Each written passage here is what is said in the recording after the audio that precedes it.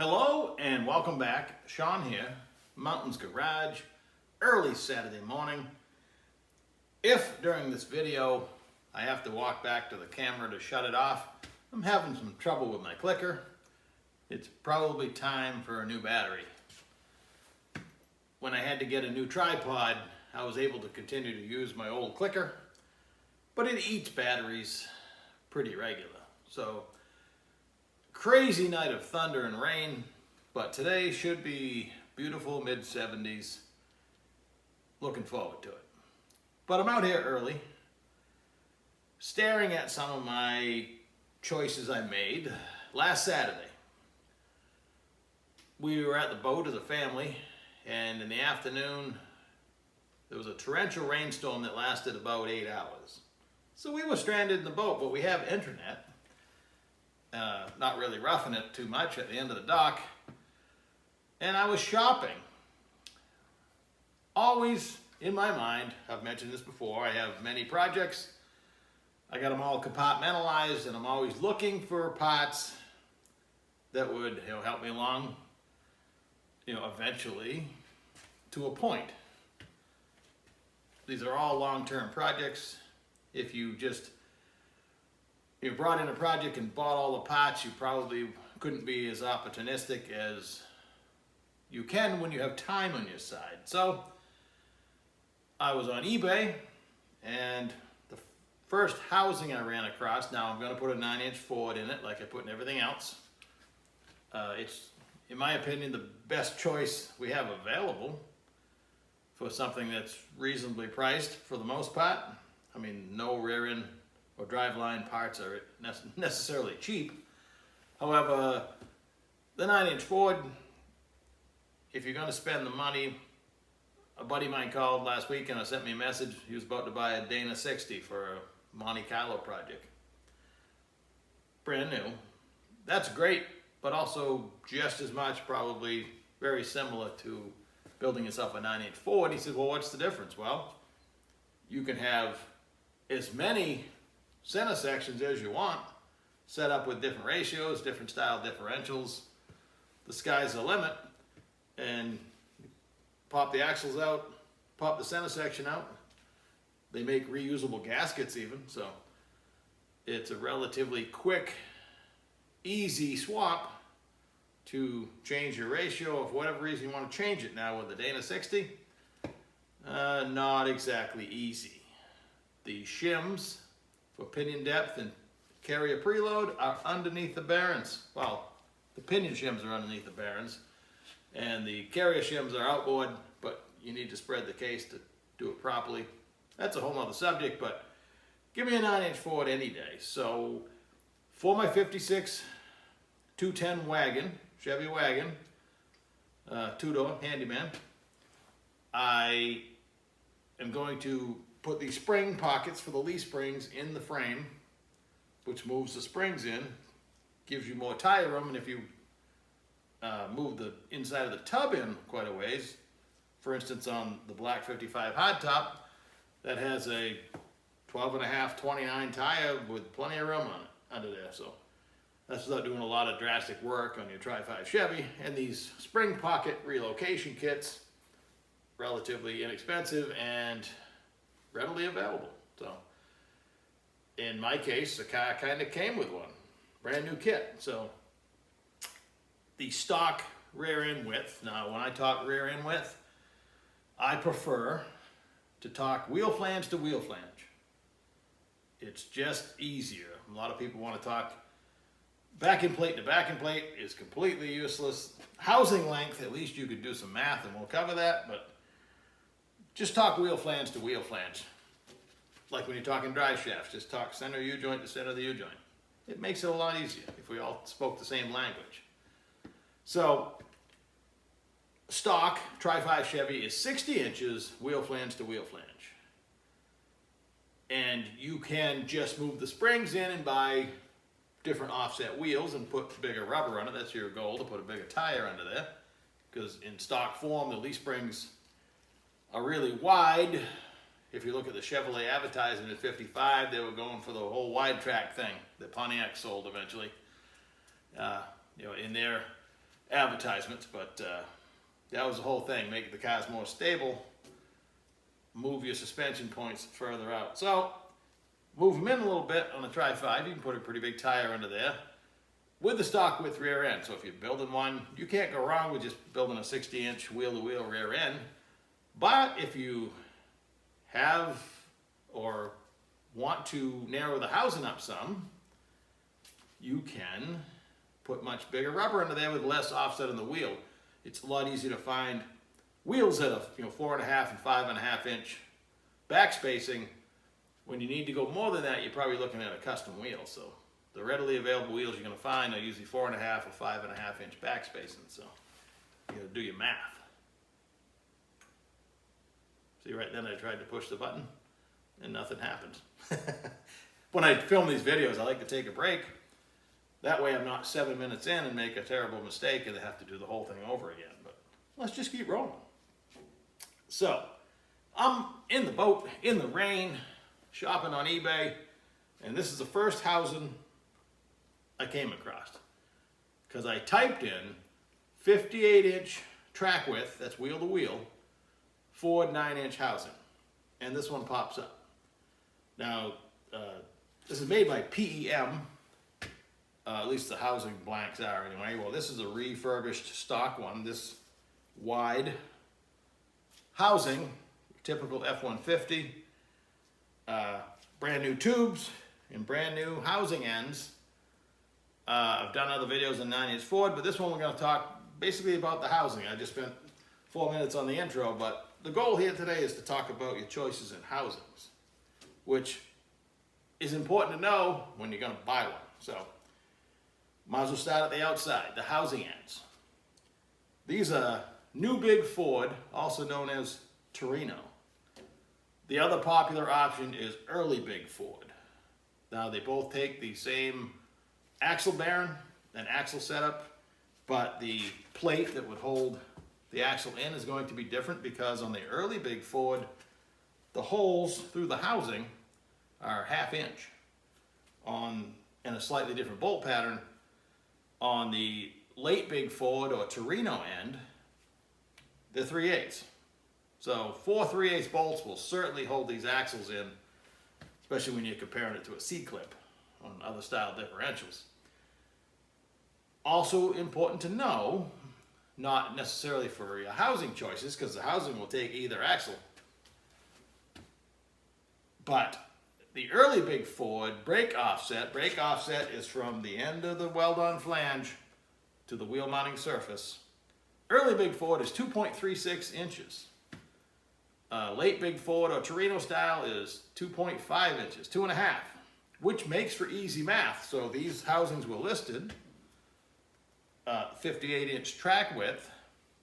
So if you get out the old piece of paper, all you gotta do is subtract 2.5 inches per side. Now, let's use this one.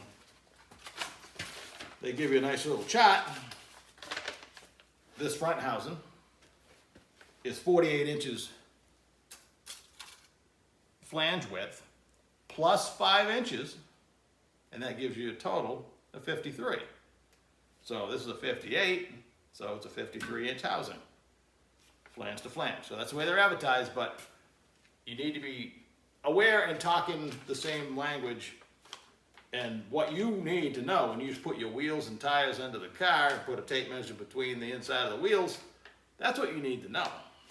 Knowing the distance from here to here isn't going to do you much good unless you know to subtract your brake offset times 2. I hope that makes sense.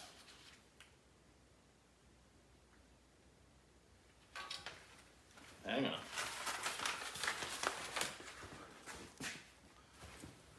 I'll just have to do it manually. So now we've talked the housing width itself to death. The next big choice that's going to be staring you in the face is scented housing or scented pinion. Both these housings are scented pinion, which means, the dry shaft yoke, center of the pinion is dead center in the car.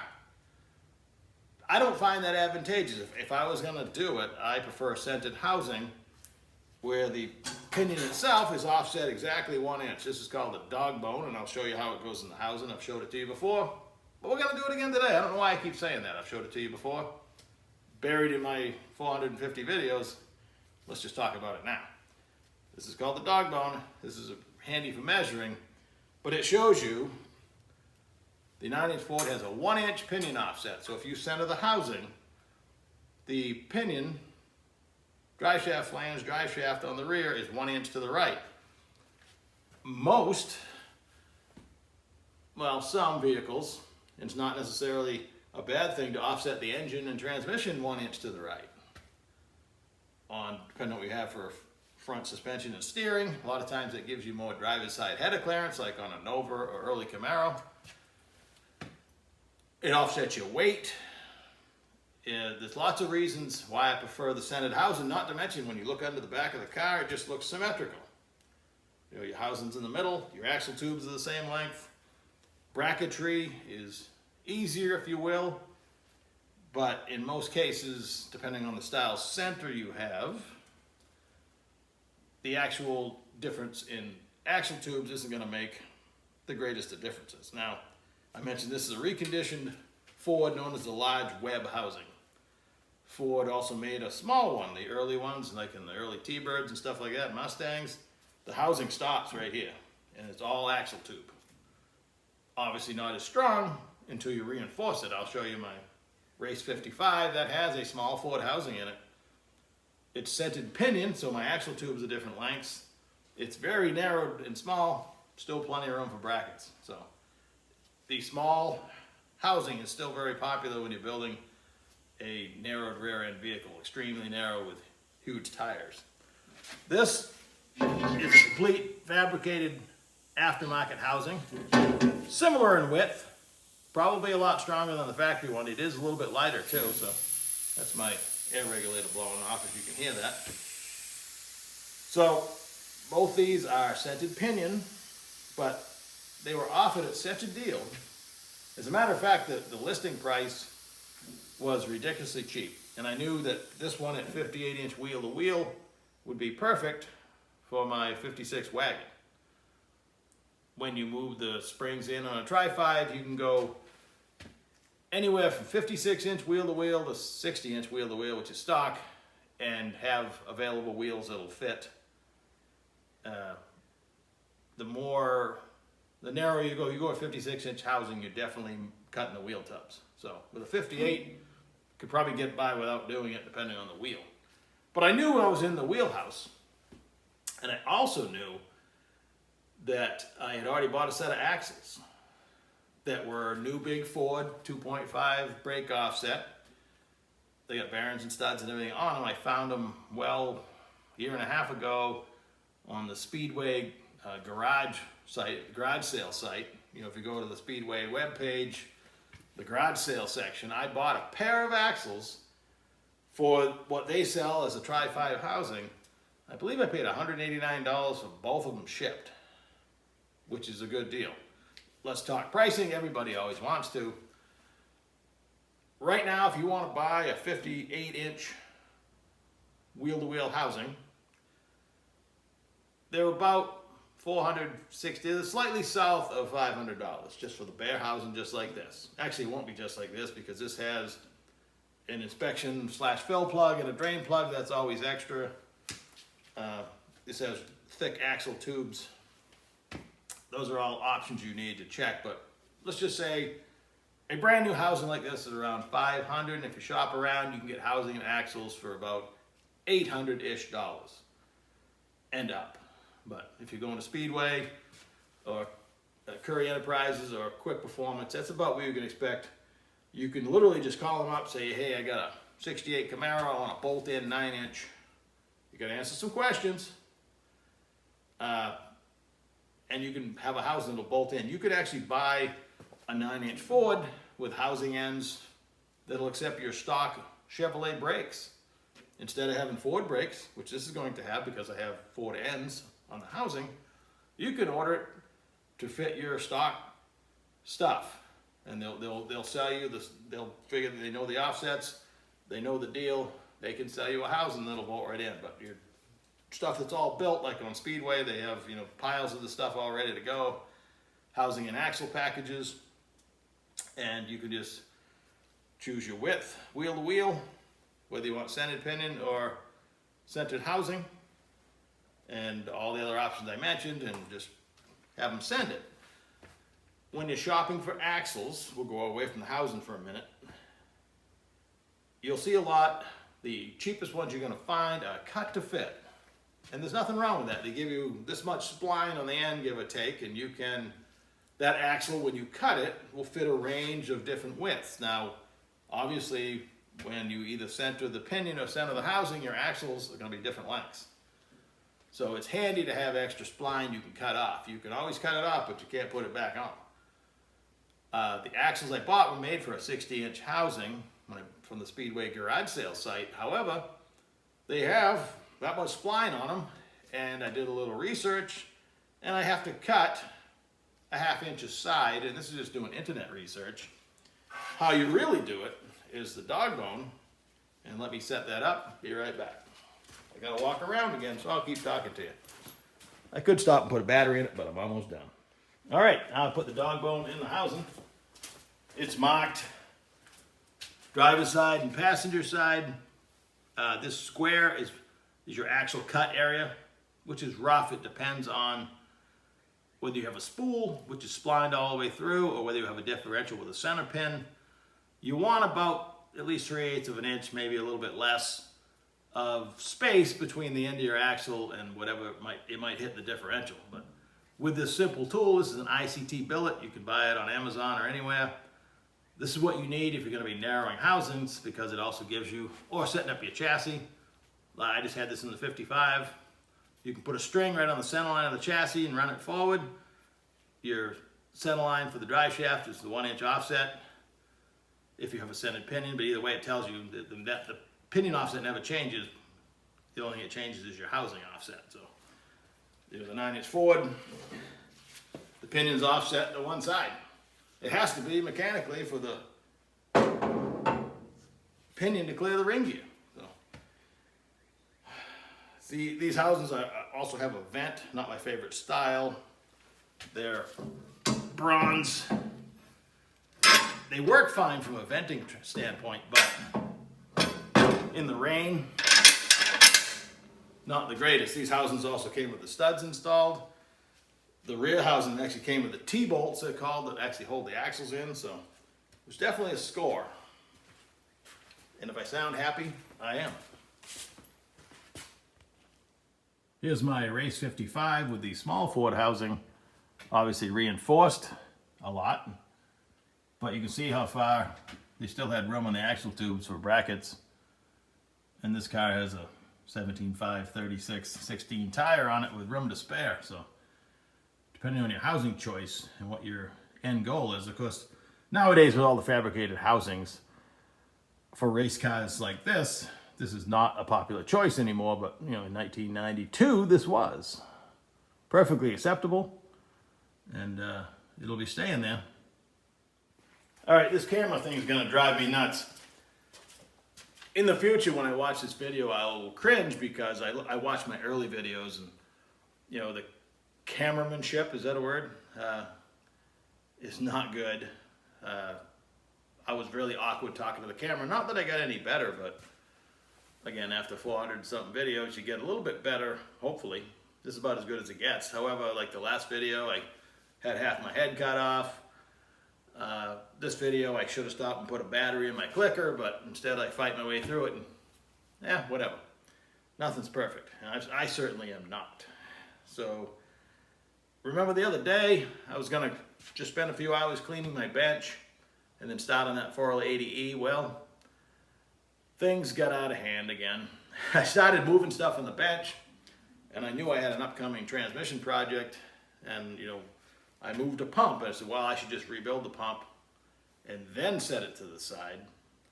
Next thing you know, I had all the sub-assemblies done, and then the case showed up, and I stuck the whole thing together, and did not work on the 4L80 one bit. But hey, that's okay. Next video, hopefully, I will be swapping that 4L80E to two-wheel drive. So let's see if I can shut this off. If not, I'll walk around again. And then I'll put a battery in it in the next video, maybe. My cameramanship, I gotta work on that, is better. So have a great day. It's Saturday, weekend's ahead of you. It should be a nice one, at least here in the Northeast. Hopefully the rest of the country's getting a reprieve from some of the heat and rains. But I guess that's summer. So take her easy. Have a good day. Yep. Once again, have a good day.